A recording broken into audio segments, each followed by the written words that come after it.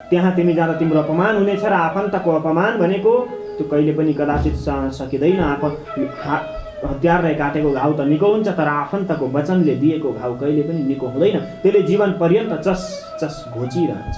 यदि तिमी अरूलाई कुल्चिएर अगाडि बढ्न चाहँदैछौ भने, यदि तिमी केवल आफ्नो स्वार्थ पूर्तिको लागि अगाडि बढ्न चाहँदैछौ भने तिमी ठुलो खाडलमा पस्दैछौ र यो घाँस, यो फूल तिमी कुनै जनावरको मुखभित्र पस्दैछौ।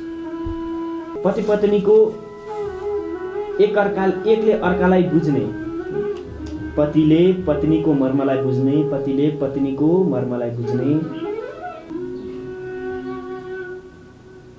अनि जो सबैको पिता छन्। अघि भन्नुभयो भगवानले, ममै वंश जीव लोके, भाइ तिमी मेरो अंश हौ। तिमी भित्र रहेको आत्मा म नै हुँ।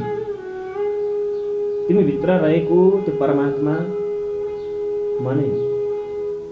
अनि तिमी त्यो परमात्माको उद्धारको लागि कुनै कर्म गर्न सक्दैनौ। के गर्ने? घरबार छोडेर जङ्गलमा गएर ध्यान गरेर बस्नु पर्दैन। तिमी जुन धर्ममा छौ, तिमीले जुन धर्म पालन गर्दैछौ, त्यो धर्मलाई राम्रोसँगले पालन गर बस। तिमी ड्राइभर हौ, तिमी आफ्नो ड्राइभरको धर्मलाई यति राम्ररी पालन गर कि तिमीबाट कसैको पनि सकेसम्म ज्यान नजाओस्, सबै सुरक्षित रहन्, सबैसँग मिठो बोल।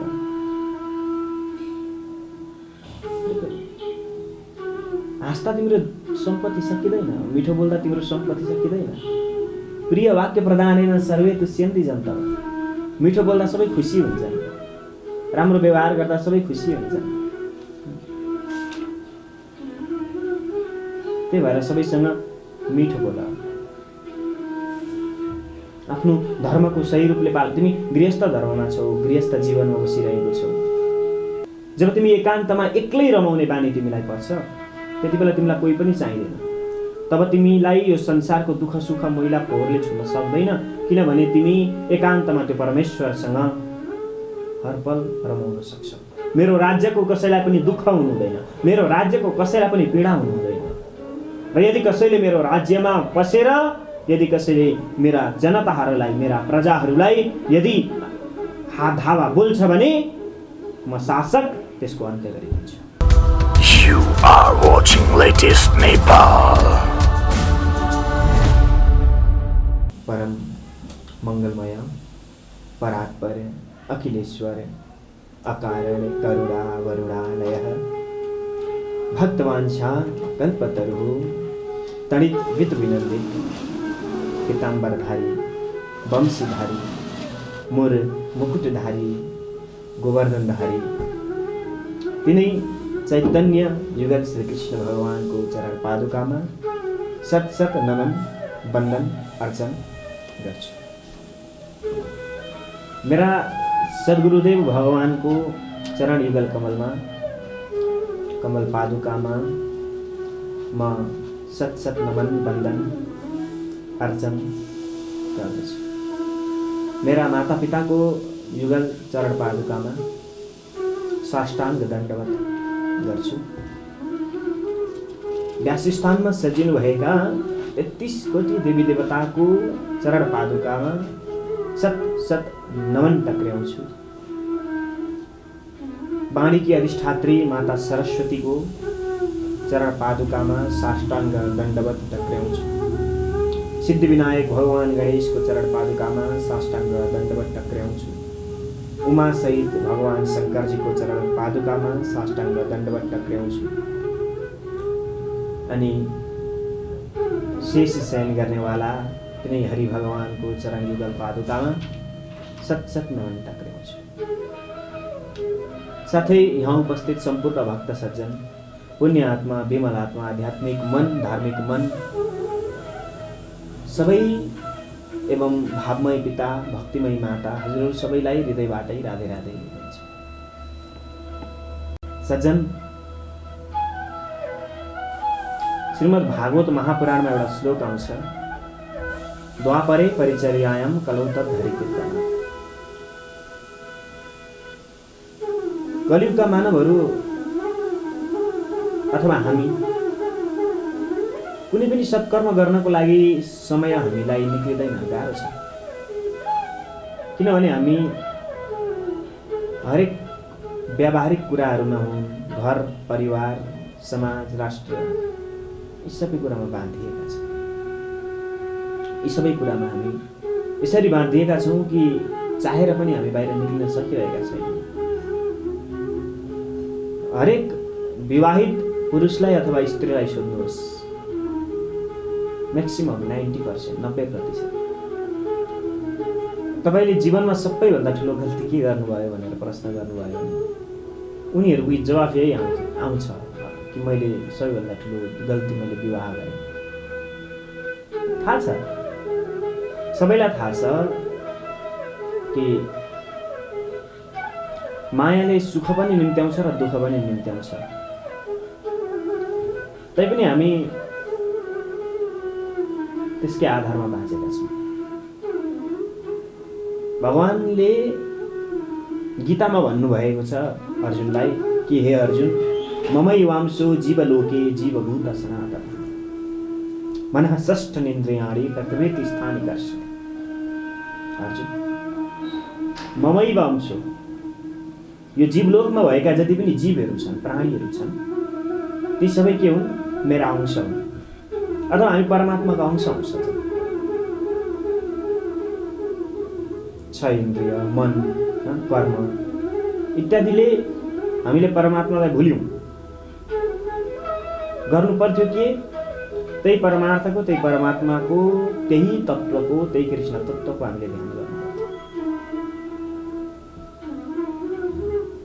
यसको मतलब यो होइन तपाईँहरू व्यावहारिक जीवनमा नगाँसिनुहोस्। साह्रो सकिन्छ भाइ, व्यावहारिक जीवनमा त हुनैपर्छ। गृहस्थ जीवन त अत्यन्तै आवश्यक छ। त्यसैले त भगवान श्रीरामले पनि गृहस्थ जीवन नै प्यारो लाग्यो, त्यही रोज्नुभयो। भगवान श्रीकृष्णले पनि गृहस्थ जीवन नै अपनाउनु भयो। इभन भगवान विष्णु पनि गृहस्थ आश्रममा हुनुहुन्छ र त्यो सत्यरूपी परमात्मा, त्यो सत्यरूपी देवता अथवा त्यो सत्यरूपी जो सत्यम लोके प्रतिष्ठितम, यो लोक जतिसुकै हामीलाई सत्य लागे पनि वास्तवमा मिथ्या छ, झुट छ। असारे संसारे, यो संसार असारमय छ। असारमा हिलो हुन्छ, बाढी आउँछ। असारमा हामी धान रोप्छौँ, त्यति बेला सज्जन घुँडो डुब्ने हिलो हुन्छ। हामीलाई थाहा छ त्यहाँ हिलो छ, त्यहाँ जाँदाखेरि पाउमा हिलोले खान्छ, काँडाले घोत्ला, मकैका ढोडले खुट्टा काट्लान्। तैपनि त्यो एउटा सामान्य खेतलाई हामी कति मजाले जिल्ल्याएर, कति मजाले आली काटेर, आली लगाएर, त्यसको बाँझो फुटाएर, त्यसलाई हिल्याएर, पानी हालेर, त्यसको माटोलाई पकाएर, बियाड राखेर, दुःख गरेर त्यसमा धान रोप्नको लागि हामी आफै पस्छौँ। सम्झिनुहोस्, त्यो प्राणी बाँच्नको लागि उब्जाइने अन्नलाई त त्यति धेरै दुःख गर्नु परेको छ भने जुन कामको लागि यो प्राणी यो जगतमा आयो, जुन कामको लागि यो धरतीमा आयो, त्यो परमात्मालाई भेट्नको लागि हामीले कति दुःख गर्नुपर्छ। इक्जाम हलमा पसिसकेका छौँ हामी, हामीलाई इक्जाम लेख्नु छ, पास पनि हुनु छ, र उसको अगाडि पिताजीले छोरोले चोरी गरेर आयो भने अथवा छोरोले अथवा छोरीले चोरी गरेर आई भने, गलत काम गरेर आई भने मातापिता खुसी हुँदैनन्। इभन उसका वरिपरिका इष्टमित्र साथीभाइ अथवा उसका जति पनि शुभचिन्तकहरू थिए अथवा छन्, उनीहरू सबै रुष्ट हुन्छन्, उबाट परै हुन चाहन्छन्। अनि जो सबैको पिता छन्, अघि भन्नुभयो भगवानले ममै वांशो जीवलोके, भाइ तिमी मेरो अंश हौ, तिमी भित्र रहेको आत्मा म नै हुँ, तिमी भित्र रहेको त्यो परमात्मा म नै हुँ। अनि तिमी त्यो परमात्माको उद्धारको लागि कुनै कर्म गर्न सक्दैनौ। के गर्ने? घरबार छोडेर जङ्गलमा गएर ध्यान गरेर बस्नु पर्दैन। तिमी जुन धर्ममा छौ, तिमीले जुन धर्म पालन गर्दैछौ त्यो धर्मलाई राम्रोसँगले पालन गर बस। तिमी ड्राइभर हौ, तिमी आफ्नो ड्राइभरको धर्मलाई यति राम्ररी पालन गर कि तिमीबाट कसैको पनि सकेसम्म ज्यान नजाओस्, सबै सुरक्षित रहौँ, सबैसँग मिठो बोल।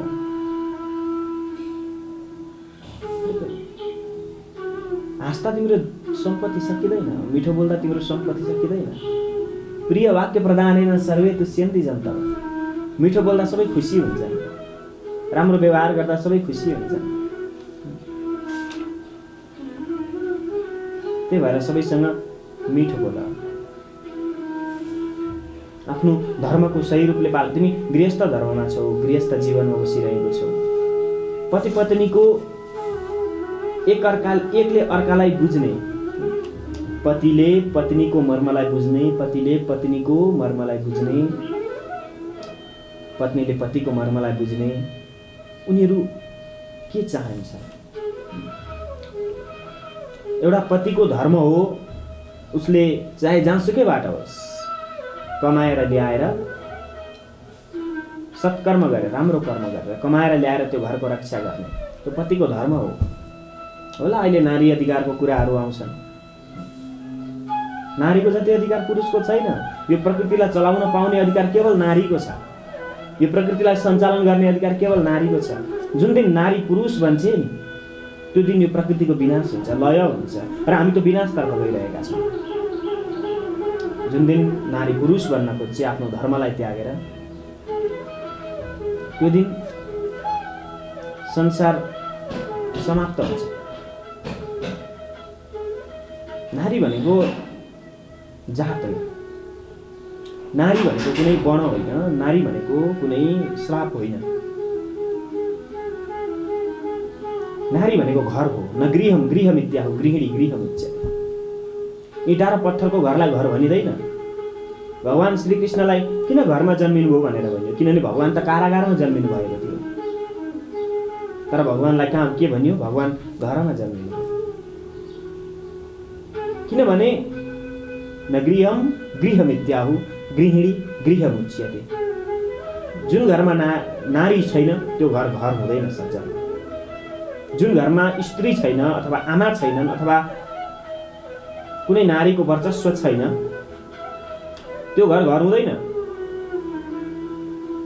र नारी नै घर हो, इँटा र पत्थरको घरलाई घर भनिँदैन। घरले हामीलाई ओत दिन्छ, घरले हाम्रो रक्षा गर्छ। त्यसैले भगवानले भन्नुभयो मेरो अंश हौ तिमीहरू, म तिमीहरूभित्रै छु, व्याप्त छु म। जताततै तिमीभित्र, तिम्रो कणकणमा म छु, तिम्रो रगतमा, नसामा, तिम्रो दिमागमा, मस्तिष्कमा, मनमा, विचारमा, बुद्धिमा, इन्द्रियमा, सबैतिर म नै छु। त्यसैले के गर? ती सबै कुराभित्र मलाई खोज्ने कोसिस गर। त्यति मात्रै हो। जीवन जिउन सजिलो छ सज्जन, कुनै गाह्रो छैन, केही पनि गाह्रो छैन जीवन जिउन। तिमीले जिउन नजानेको। अरे भाइ, जे हुनु छ त्यो भएरै छोड्छ, जे हुनु छैन त्यो केही गरे पनि हुँदैन। अनि के को रुवाई धुवाई, अनि के को पीडा, अनि के को चिन्ता। चिन्ता भनेको चिता समान हो। चिन्ताले चिताको बाटो रोज्छ। तिमी आफूभित्र जलेर मर्छौ, अर्काको बारेमा सोच्दा सोच्दै तिमी जलेर मर्छौ। त्यो जसको बारेमा तिमी सोच्दैछौ उसलाई केही फरक पर्दैन, तिमी सकिएर जान्छौ। अनि किन सोच्छौ? संसारलाई केही फरक पर्दैन भाइ। तिमी हुँदा पनि फरक पर्दैन, तिमी नहुँदा पनि फरक पर्दैन। कोही बिना कोही एक्लो पनि हुँदैन संसारमा।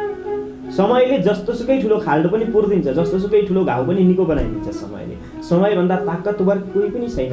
र त्यो समयभन्दा पनि ताकतवर एउटै चिज छ, त्यो हो कृष्ण, त्यो परम आत्मा।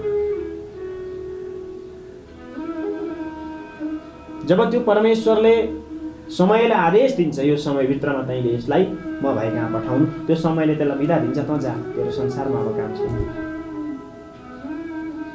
अनि तिमीले गरेका सम्पूर्ण कर्महरू तिमीले लिएर जाने हो। तिमीले गरेका राम्रा नराम्रा कामका फलहरू तिमीले लिएर जाने हो र त्यहाँ गएर तराजुमा जोखिन्छ, पक्का पनि जोखिन्छ। अरे यही विचार गरे, यही मनुष्य लोकमा त तिमीले नराम्रो काम गर्यो भने लगेर पुलिसले जेलमा झागिदिन्छ। अनि त्यो जब परमात्माले रचना गरेको एउटा यो सृष्टिको एउटा सानो मानव जाति, कति सृष्टि छन्।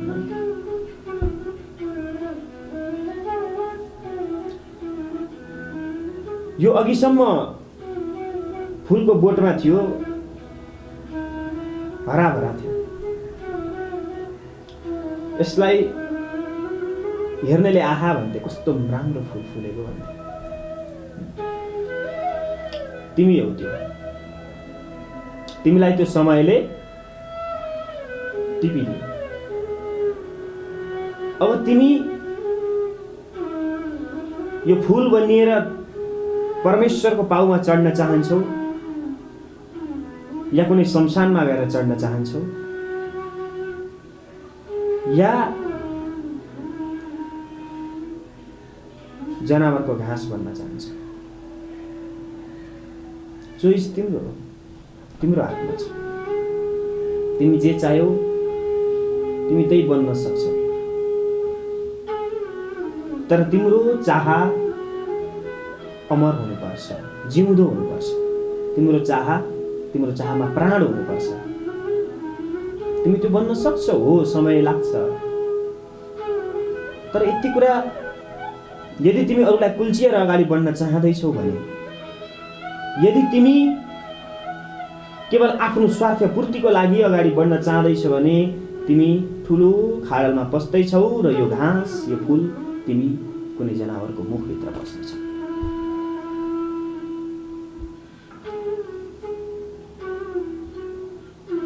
तिमी फुल रहँदैनौ, त्यति बेला तिमी घाँस बन्छौ। जनावरले खाने घाँस बन्छौ। अनि हामी श्रीमद् भागवत महापुराणको महात्म्यदेखिका तत्त्वज्ञानहरूलाई हजुरहरूको माझमा लिएर आइरहेका छौँ। सोही क्रममा हिजोको दिवससम्ममा हामीले 16औं अध्यायका कथाहरूलाई श्रवण गर्यौँ। प्रथम स्कन्धको 16औं अध्यायसम्मका कथाहरूलाई श्रवण गर्यौँ र आज हामी 17औं अध्यायभित्रका कथाहरूलाई श्रवण गर्नेछौँ, जहाँ चाहिँ राजा परीक्षितले कलियुगलाई दमन गर्नुभएको छ, अथवा राजा परीक्षितले कलियुगलाई स्थान दिनुभएको छ, बस्ने स्थान दिनुभएको छ। सज्जन, कलि भनेको के हो? कलियुगको विषयमा प्रसङ्ग अगाडि बढाउनु भन्दा पनि पहिला हामीले बुझ्न जरुरी छ। कलि भनेकै सत्य हो। कलि नराम्रो होइन। कलि सबैभन्दा राम्रो हो, जसले तपाईलाई सत्ययुगको प्राप्ति गराउन सक्छ सहजै। त्यसैले त म भन्छु, कलियुग भनेको सदैव मानवमा सद्ज्ञान सचेतना खोजी गर्ने, आफूले आफूलाई खोज्ने माध्यम। र मान्छे जब जति विलासी बन्दै जान्छ त्यति मानिस सकिँदै जाने हो। सत्ययुगमा के थियो? सत्ययुगमा सबै देवी देवताहरूको माझमा देवी देवताहरू मनुष्यको सामुन्नेमा आउँथे, मनुष्यहरूसँग बस्थे। भगवान श्री कृष्ण आएर ग्वालबालसँग लीला गर्नुहुन्थ्यो, रच्नुहुन्थ्यो। जुन दिन तपाईलाई दुःख गर्न मजा आउन थाल्छ नि, त्यो दिन तपाईँ सुखी बन्नुहुन्छ। जुन दिन तपाईलाई थाहा छ अँध्यारोमा तपाईँ यात्रा गर्नुहोस्, तपाईँले बाटो काटेको, तपाईँको चाहिँ गन्तव्यमा तपाईँ पुगेको थाहै हुँदैन, कति छिट्टै नथाकिकन तपाईँ सजिलै पुग्नुहुन्छ। तर त्यसलाई मजा लिन सक्नुपर्छ, मनबाट त्यसलाई महसुस गर्न सक्नुपर्छ। आहा, अनि यो कलियुग कति राम्रो छ, जहाँ चाहिँ भगवानको भजन गरेर बस्न पाइएको छ, भगवानका रासलीला र चाहिँ हामीले तत्त्वज्ञानहरू श्रवण गर्न पाइएको छ। कलि भनेको अँध्यारो हो, कलि भनेको पाप हो, कली भनेको ईर्ष्या हो, घमण्ड हो, रिस हो, स्वार्थीपन हो। तपाईँ आफै कलीलाई निम्तो दिइरहनु भएको छ, तपाईँ आफै कलीलाई बोलाइरहनु भएको छ, तपाईँ आफै रिसको पन्जामा यसरी बेरिनु भएको छ, तपाईँ आफै त्यो ईर्ष्या त्यो घमण्डको पन्जामा यसरी चेप्पिनु भएको छ कि तपाईँ चाहेर पनि त्यसबाट बाहिर निक्लिरहन सक्नु भएकै छैन, अथवा तपाईँ आफूले नै कलीलाई स्थान दिनुभएको छ। राजा परीक्षित को थिए? राजा परीक्षित हामी थियौँ। राजा परीक्षितले कलीलाई स्थापना गरेका हौँ अथवा हामीले कलीलाई स्थापना गरेका हौँ। कली भनेको दुष्कर्म हो र दुष्कर्मबाट प्राप्त हुने फल नै कली हो।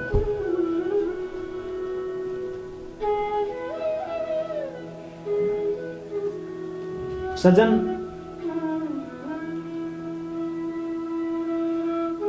जीवनमा हामी कतिसम्म सफल बन्ने भन्ने कुरा अथवा कतिसम्म सुखी बन्ने भन्ने कुरा हाम्रो हातमा भएको कुरा। त्यो गोवर्धन, त्यो परमात्मा, त्यो आत्माको शक्तिले सजिलै उठाइदिन सक्छ। तपाईभित्र पनि त्यो शक्ति छ। तपाईँ यहाँ बसेर तपाईँ विश्व भ्रमण गर्न सक्नुहुन्छ, त्यो शक्ति तपाईँमा छ। यहाँ बसेर तपाईँ सगरमाथा उठाइदिन सक्नुहुन्छ, त्यो शक्ति तपाईँमा छ। गौतम बुद्ध पनि हामी जस्तै मानव थिए, उनले पनि विवाह गरे, उनका पनि पुत्र भए।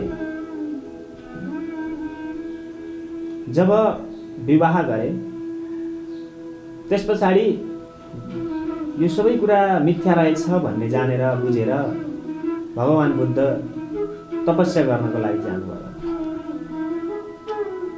र सच्चा मनबाट जब उहाँले आफ्नो शरीरको पनि ख्याल गर्दै चाहिँ ध्यान गर्नुभयो, उहाँले त्यो बुद्धत्वलाई, त्यो बोधिसत्वलाई प्राप्त गर्न सक्नुभयो, सफल हुनुभयो।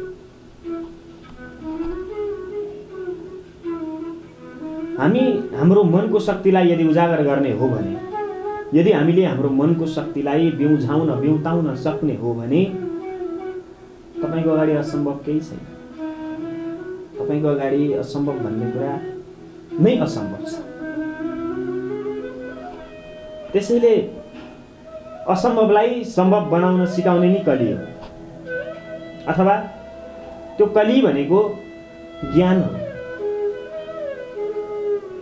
तपाईँ हिँड्दै हुनुहुन्छ, तपाईँलाई कली लाग्यो, ध्यान भड्क्यो, तपाईँको खुट्टा ढुङ्गामा गएर ड्याममा ठोक्यो, अय्या भन्नुभयो, तपाईँ सचेत भएर हिँड्नुहुन्छ। तपाईँलाई कलीले ज्ञान दियो, भाइ भुइँमा हेरेर हिँड्नु। खाल्डो पनि छ, ढुङ्गा पनि छ, काँडा पनि छ, टुटेका ढुङ्गा सिसाहरू छन्, बिजला होस गरेर हिँड्नु।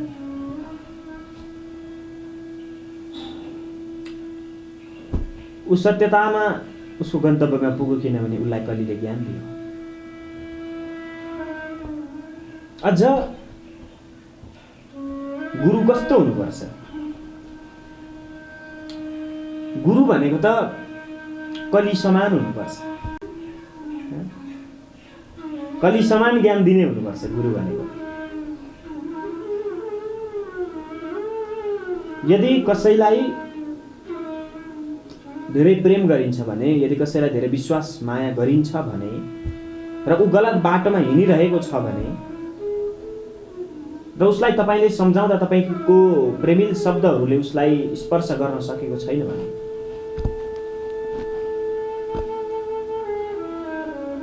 तपाईँ उसको कमजोरी बनिदिनुस्। तपाईँ उसको कमजोरी बनिदिनुस्। तपाईँ दुःखलाई प्रेम गर्नुस्। तपाईँ कलीलाई प्रेम गर्नुहोस्। तपाईँ कलीलाई दुःखलाई प्रेम गरेर त्यो कली र दुःखलाई तपाईँ आफ्नो प्रेमी बनाउनुहोस्, जसले तपाईँले भनेको हरेक कुरा मानोस्। जब तपाईँको दास बन्छ नि, तपाईँले भनेको मान्छ। तपाईँ भन्नुहुन्छ उसलाई एकछिन गएर कुनामा बस, ऊ गएर बस्छ। तपाईँ जानुहोस् सत्यलाई भेट्न, तपाईँ त्यो युगलाई भेट्न जानुहोस्। त्यो युग भनेको सिंहको शरीर हो। तपाईको शरीर पल्टिँदा तपाईको युग सकिन्छ। तपाईको शरीर जब धरतीमा ढल्छ तपाईको युग सकिन्छ। भाइ तपाई जुनसुकै धर्मको हुनुहोस्, धर्म महत्त्वपूर्ण कुरा होइन। कहिलेसम्म? जबसम्म तपाई आफ्नो धर्म र आफ्नो कर्मलाई सही तरिकाले प्रयोग गर्नुहुन्छ, त्यति बेला तपाई नै धर्म हो। सिद्धार्थ गौतम जबसम्म बुद्ध बनेनन् तबसम्म बुद्धिस्ट धर्मको निर्माण भएको थियो। जब उनी बुद्ध भए तब बुद्धिस्ट धर्मको सुरुवात भयो।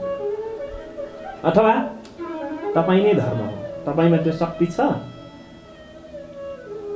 तपाईमा त्यो क्षमता छ, तपाईमा त्यो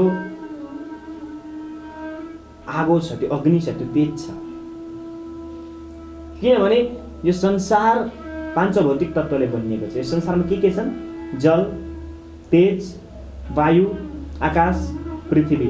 यही 5वटा चिजले बनिएको छ पृथ्वी। र तपाईको शरीर पनि यही 5वटा चिजले बनिएको छ।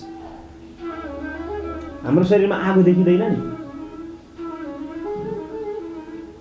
जब पेट पोल्न थाल्छ त्यो अग्नि तत्त्वले हो। जब तपाईको शरीरमा प्यास लाग्छ, त्यो प्यास तपाईले बुझाउनुहुन्छ अथवा त्यो जल तत्त्व तपाईले आफूमा भरिरहनु भएको छ।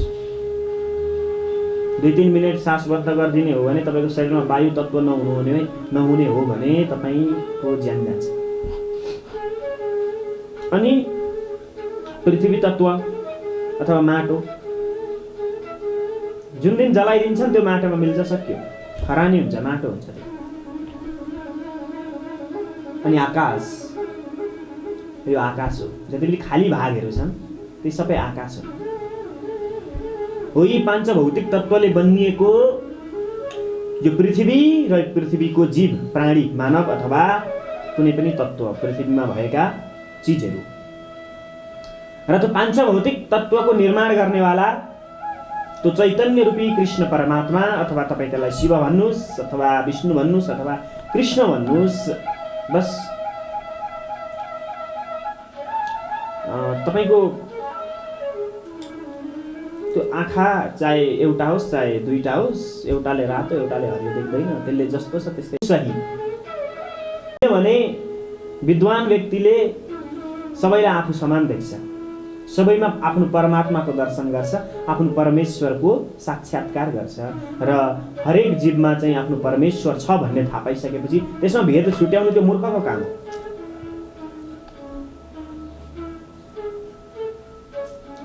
र गीतामा त भगवानले भन्नुभएको छ, जसले भेद छुट्याउँछ त्यो त सन्त पनि होइनन्। जो सन्त भएर पनि यदि कसैमा भेद छुट्याउँछ भने त्यो सन्त पनि होइन। तर उसको कर्मको भेद भने पक्का पनि हुन्छ। भेद हुन्छ त केवल कर्मको भेद हुन्छ। यदि ऊ सही कर्म गर्दैछ भने अथवा उसले गरेका कर्महरू आफ्नो धर्ममा रहेर, स्वधर्ममा रहेर गरिने कर्महरू छन् भने त्यो महान व्यक्तिमा गनिन्छ। र जो आफ्नो अस्तित्वलाई नै धराशायी बनाउँदै आफ्नो कर्मबाट विचलित हुन्छ भने त्यो चाण्डाल योनिमा गनिन्छ भनेर गीतामा भगवानले भन्नुभएको छ। सजन, न तद् भाषयते सूर्यो न शशाङ्को न पावके यद्गत्वा न निवर्तन्ते तद्धाम परमं मम। त्यो आत्मरूपी तत्त्वलाई सजन अथवा त्यो परमेश्वरलाई न सूर्यले नै उज्यालो किरण प्रदान गर्न सक्छ,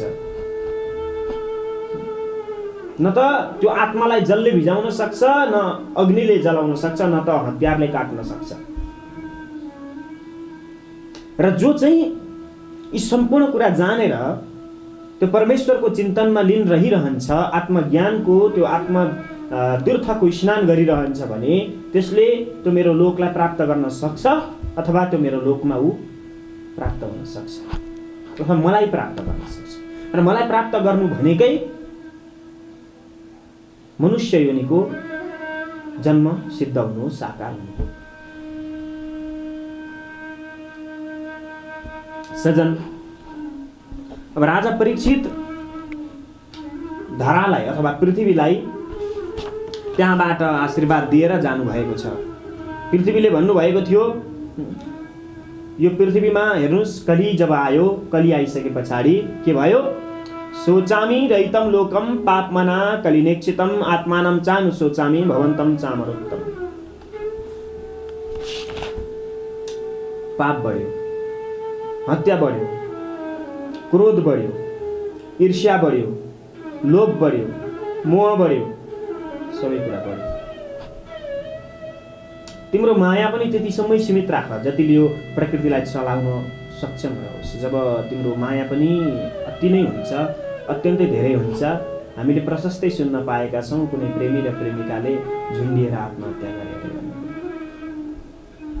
तिम्रो आत्मालाई दुःख दिने प्रेम तिमीले गर्नु हुँदैन, अथवा तिमीले आफ्नो जीवनलाई नै समाप्त पार्नेवाला प्रेम तिमीले कसैसँग गर्नु हुँदैन, किनभने तिमीलाई प्रेम गर्नेवाला यो धरतीमा कोही छैनन्। जबसम्म तिमी छौ तिमीले तिमीलाई प्रेम गर्नुपर्छ, अथवा तिमी आफूले आफूमा सक्षम बन, तिमी आफूमा त्यो हिम्मत राख, तिमी आफूमा त्यो साहस राख कि तिमीलाई एकान्तमा रमाउने बानी परोस्। जब तिमी एकान्तमा एक्लै रमाउने बानी तिमीलाई पर्छ, त्यति बेला तिमीलाई कोही पनि चाहिँदैन। तब तिमीलाई यो संसारको दुःख सुख मैला फोहोरले छुन सक्दैन, किनभने तिमी एकान्तमा त्यो परमेश्वरसँग हर पल रमाउन सक्छौ। त्यो शून्यमा, त्यो शून्य तत्त्वसँग तिमी रमाउन सक्छौ, त्यो ज्योति तत्त्वसँग तिमी रमाउन सक्छौ, जसको आकार विकार केही छैन, त्यो तत्त्वसँग तिमी रमाउन सक्छौ। अनि 17औं अध्यायमा आइसके पछाडि सुतजीले भन्नुभयो, तत्र गोमिथुनं राजा हन्यमानमनाथवत् दण्डहस्तं च वृषलं ददृशे नृपलाञ्छनं। त्यहाँ परीक्षित पुग्नु भएछ। पुगिसके पछाडि उहाँले देख्नुभयो एउटा हातमा दण्ड लिएको र शुद्र रूप धारण गरेको त्यस कलीले त्यो वृषलाई, धर्मरूपी गोरु र पृथ्वीरूपी धरतीलाई पिटिरहेको थियो, कुटिरहेको थियो। अनि राजा परीक्षितलाई अत्यन्तै पीडा भयो। मेरो राज्यमा यस्तो। उहाँले आफ्नो धनुष निकाल्नु भयो र धनुष तन्काएर सोध्न लाग्नुभयो, पप्रच्छ रथमारूढ कार्तस्वर परिच्छदम्। उहाँले भन्नुभयो, यस्तम कृष्ण गते दूरम सह गाण्डीव धन्वना सोच्योस्य सोच्यान रहसी प्रहरन वधमर्हसी। हे मूर्ख, तिमीले किन यसलाई पिटिरहेको छौ? मेरो राज्यको कसैलाई पनि दुःख हुनु हुँदैन, मेरो राज्यको कसैलाई पनि पीडा हुनु हुँदैन। र यदि कसैले मेरो राज्यमा पसेर, यदि कसैले मेरा जनताहरूलाई, मेरा प्रजाहरूलाई यदि हात धावा बोल्छ भने म शासक त्यसको अन्त्य गरिदिन्छु। तैँले के गरिरहेको छस्? हेर्दै कालो कालो छस्? त्यो गाण्डीवलाई लिएर, त्यो पिता पुर्खाको चाहिँ सम्पत्ति, त्यो गाण्डीव धनुलाई जब उहाँले टङ्कार गर्नुभयो अनि डराउन लाग्यो, राजा परीक्षितले भन्नुभयो, हे तँलाई म बदमार्हसी मारिदिन्छु, तैँले किन यस्तो गरिरहेको छस्?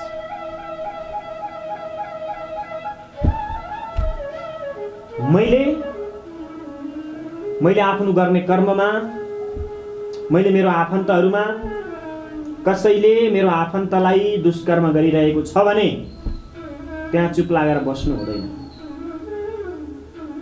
त्यति बेला कि मैले त्यो ठाउँ त्यागेर हिँड्नुपर्छ कि त्यसमाथि प्रहार गर्नुपर्छ। हाम्रो धर्मले त्यही सिकाउँछ।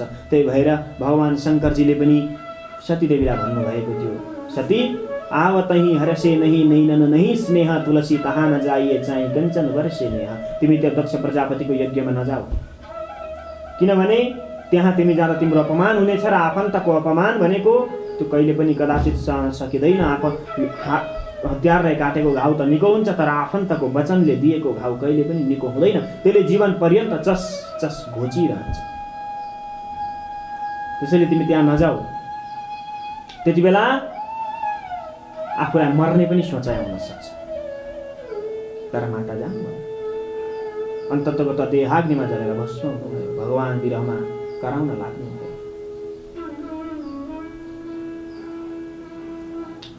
सजन, त्यो राजा परीक्षित अथवा त्यो हामीले, त्यो हाम्रा आफन्त, हाम्रो धर्मलाई कसैले प्रहार गर्दैछ भने हामी त्यसलाई कदाचित माफ गर्न सक्दैनौँ र गर्नु हुँदैन। र राजा परीक्षितलाई त्यो शुद्र रूपधारी कलीले हात जोडेर बिन्ती गर्न लाग्यो, प्रभु मलाई केही पनि नगर्नुहोस्, मलाई नमार्नुहोस्। राजा परीक्षितले धर्मलाई प्रश्न गर्नुभयो, धर्म तिमी को हौ, अथवा तिमीहरू किन यहाँ आएका छौ, किन यसले तिमीहरूलाई कुटिरहेको छ? दुईतिरकै कुरा सुन्नु पर्यो नि त। कति यदि चाहिँ धर्मको पो गल्ती छ कि बा, यदि उपो कली नै पो पीडित छ कि राजाले त, अथवा एउटा निर्णय गर्ने व्यक्तिले त दुईतिरकै कुरा सुनिसके पछाडि को सही को गलत त्यसको प्रमाण सहित भेटिसकेपछि अनि उसलाई सजाय दिने। अनि धर्मले भन्न लागे, एतद् पाण्डवेयानां युक्तमार्ता भयं वचः येषां गुणगणै कृष्णो दौत्यादो भगवान् कृतः। ओहो, तिमी त पाण्डव वंशको पो रहेछौ। धर्मले कसलाई भन्दैछन्? राजा परीक्षितलाई भन्दैछन्। ओहो, एतद् पाण्डवेयानां युक्तम् आर्ता भयं वचः, जसलाई चाहिँ माताको गर्भमा रहँदाखेरि स्वयं भगवानले बचाउनु भएको थियो, रक्षा गर्नु भएको थियो। तिमी त त्यो पाण्डव वंशको पो रहेछौ। अनि यो जब भगवान यो धराधाममा छोडेर जानुभयो, त्यस पछाडि यो कली आएको छ। कलीले हामीलाई दुःख दिइरहेको छ।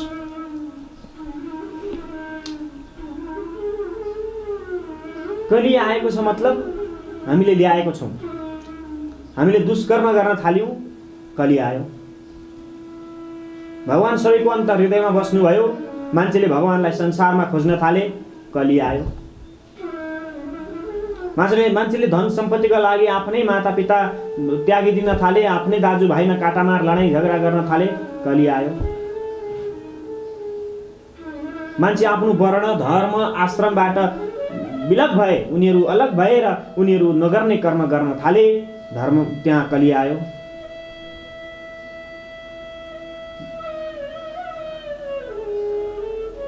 मनुष्यले आफ्नो धर्म छोडे, पुरुषले पुरुषको धर्म छोडे, महिलाले महिलाको धर्म छोडे, कली आयो। अथवा हामीले कलीलाई ल्यायौँ, पल पल निम्तो गरी गरी बोलायौँ। अनि राजा अत्यन्त रिसाउनु भयो। अनि राजाले कलीलाई फेरि भन्न लाग्नुभयो, न ते गुणा के सयसो धाराणाम बद्धं जलिर्वै भयमस्ति किंचित् न परित्यक्तव्यं भवता कथञ्चन क्षेत्रे मदीये त्वम् अधर्म बन्धु। त्वम अधर्म बन्धु। हे कली, तिमी अधर्मका बन्धु हो। तिमी अधर्मको मित्र हो, अथवा तिमी नै अधर्म हो। तिमी यो क्षेत्र छोडेर, यो ठाउँ छोडेर गइहाल।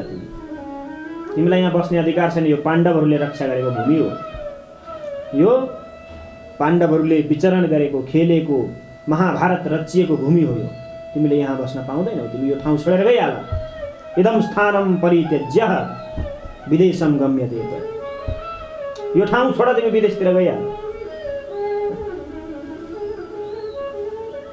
तिमीलाई यहाँ बस्ने अधिकार छैन।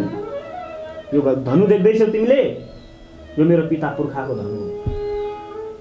मेरा पिता पुर्खाले यो धनुमा ताँदो चढाएर जब हुङ्कार गर्थे, शङ्खघोष गर्थे, त्यति बेला कौरव वंश पनि थर्कमान हुन्थ्यो। तिमीलाई म यति बेला नष्ट गरिदिन्छु।